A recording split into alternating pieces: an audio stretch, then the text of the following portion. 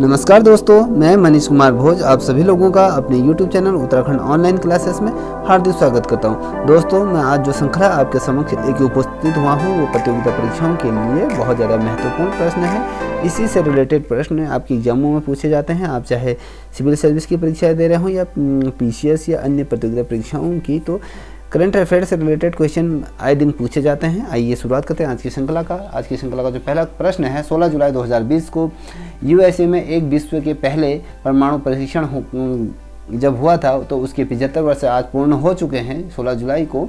तो इस को किस नाम से जाना गया है, इसको किस नाम से उल्लेखित किया गया है? तो दोस्तों इस 75 वर्ष पूर्ण होने के उपलक्ष्य में द गैजेट या कहें द ट्रिनिटी परीक्षण इसको नाम दिया गया है। ठीक है, बहुत ज़्यादा महत्वपूर्ण प्रश्न है। अगले प्रश्न की तरफ बढ़ते हैं। ये कह रहा है ये जायडस द्वारा नैदानिक परीक्षण योग्य पहली स्वदेशी कोविड-19 वैक्सीन को किस नाम से जाना गया है? इसको क्या नाम दिया गया? जाइको डी नाम से इसे जाना गया है। ठीक है, अब हम तीसरी प्रश्न की यदि बात करें, दुनिया में DDT बनाने वाली एकमात्र कंपनी कौन सी है? देखिए, अगर हम पूरी दुनिया की बात करें तो भारत एक ऐसी कंपनी के रूप में अपने आप को उभार के सम्मुख लाया है, या भारत ऐसा देश बना जहां पर HIL हिंदुस्तान लिमिटेड कंपनी इसका नाम है। तो इसके माध्यम से DDT बनाने वाली एकमात्र ये कंपनी भारत है। ठीक है, जिसका नाम है आपका HIL इंडिया लिमिटेड नाम इसका दिया गया है।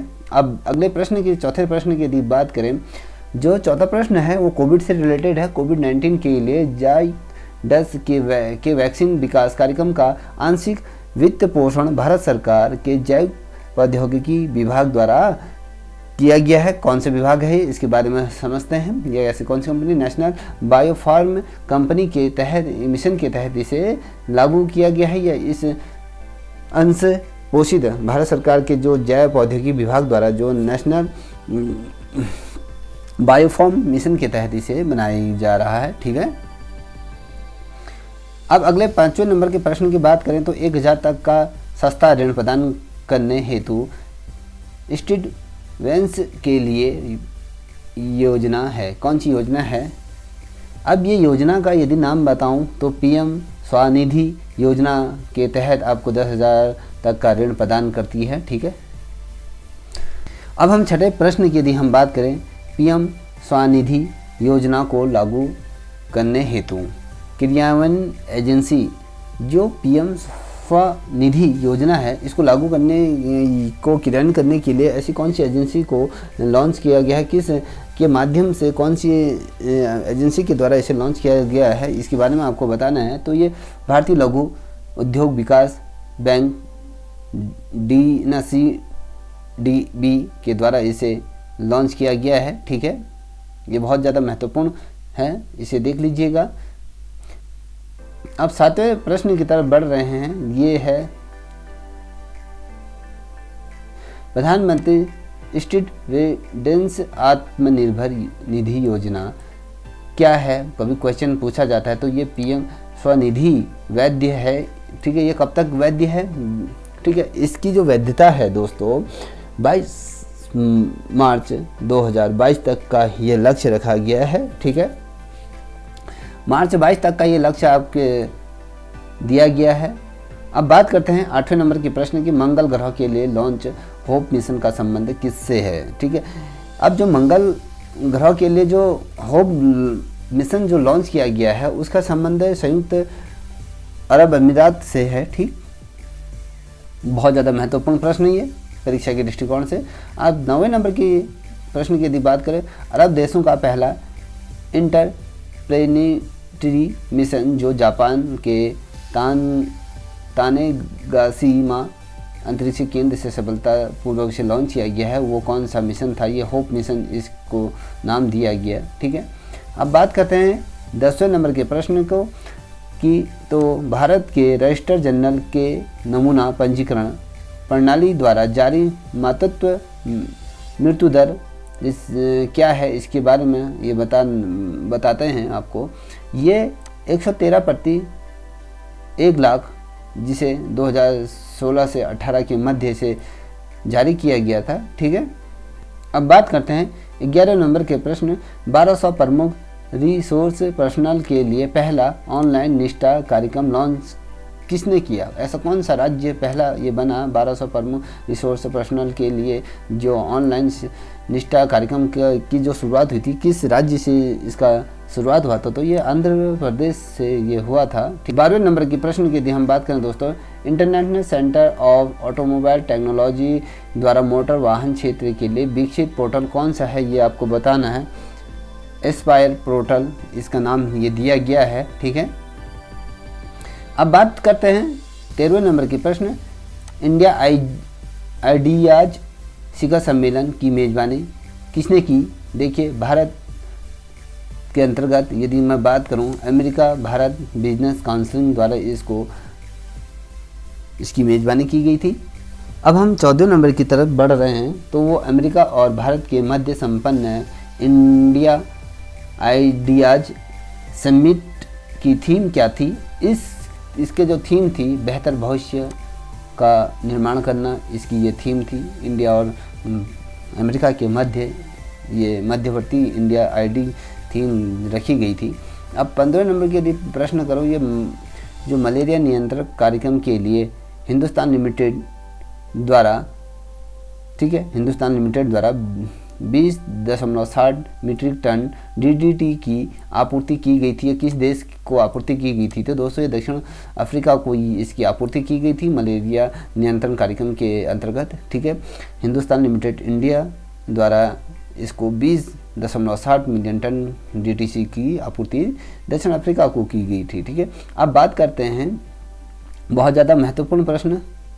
मिजोरम कोलासिब जिले के पहले मेगा फूड पार्क की शुरुआत कहाँ हुई थी?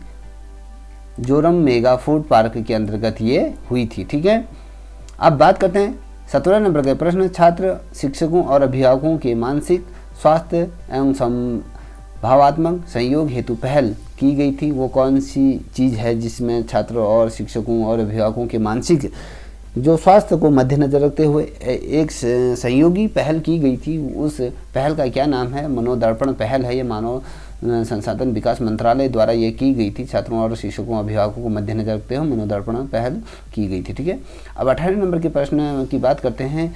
One national one ration card योजना में सभी राज्यों और केंद्र से शासित प्रदेशों को सम्मिलित करने का जो लक्ष्य रखा गया है, कब तक का ये लक्ष्य रखा गया है, ये आपको बताना है। ये लक्ष्य आपका मार्च 2021 तक का ये लक्ष्य था। ठीक है, अब 19वें नंबर के प्रश्न की यदि बात करूँ, बहुत ज़्यादा महत्वपूर्ण है अपने आप में। शिक्षकों और विद्यालय प्रमुखों के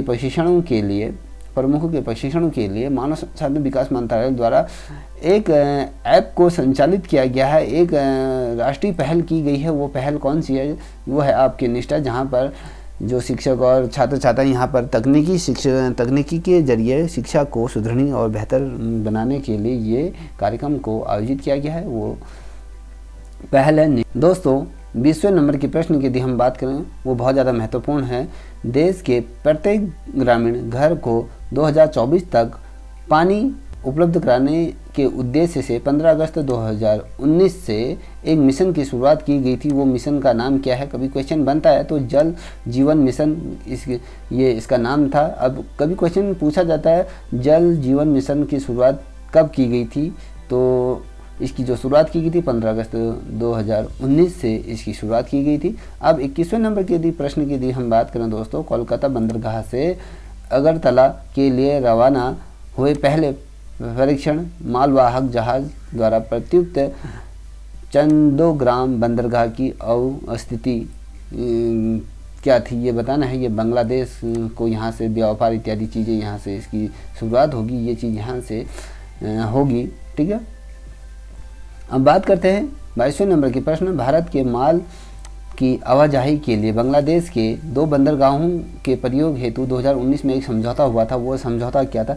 चट्टोग्राम और मंगोल बंदरगाह, ये इसका नाम रखा गया है। ठीक है, 23वें नंबर के प्रश्न की यदि हम बात करें दोस्तों, IIT दिल्ली द्वारा विकसित दुनिया की पहली सबसे सस्ती कोविड-19 RT-PCR पर आधारित डाइगोसिस्ट किट जो तैयार की गई है वो उसका नाम क्या है? कोरोसोयोर इसका नाम रखा गया है। अब 24वें नंबर की यदि हम बात करें, डिजिटल ऑनलाइन शिक्षा पर जारी मानव संसाधन विकास मंत्रालय की दिशा निर्देश क्या हैं, ये आपको बताना है। यहाँ पर प्रज्ञता दिशा निर्देश इसका नाम दिया गया है। अब हम 25वें नंबर की यदि हम बात करें इस श्रृंखला की, ठीक है, तो सरकारी नौकरियों में प्लाज्मा दाताओं को वीरता देने का निर्णय करने वाला राज्य कौन सा है? ये है आपका असम। ऐसा राज्य बना जहां पर कोविड के दौरान जिन लोगों ने अपना प्लाज्मा दान किया था उन दान कर्ताओं को वरीयता के आधार पर नौकरी में लाभ दिया जाएगा। ये असम सरकार द्वारा ये किया गया था, ठीक है। अब अगले प्रश्न की यदि हम बात करें 26वें नंबर का प्रश्न, राष्ट्रीय वित्तीय रिपोर्टिंग प्राधिकरण द्वारा गठित तकनीकी सलाहकार समिति के अध्यक्ष कौन बने? ये आर नारायण स्वामी इसके क्या थे? इस सदस्य के अध्यक्ष के रूप में ये चुने गए थे। दोस्तों आज तक के लिए इतना ही। यदि आप लोगों के चैनल पसंद आए तो प्लीज़ इसे लाइक शेयर कमेंट अवश्य करें। तब तक के लिए जय हिंद जय भारत।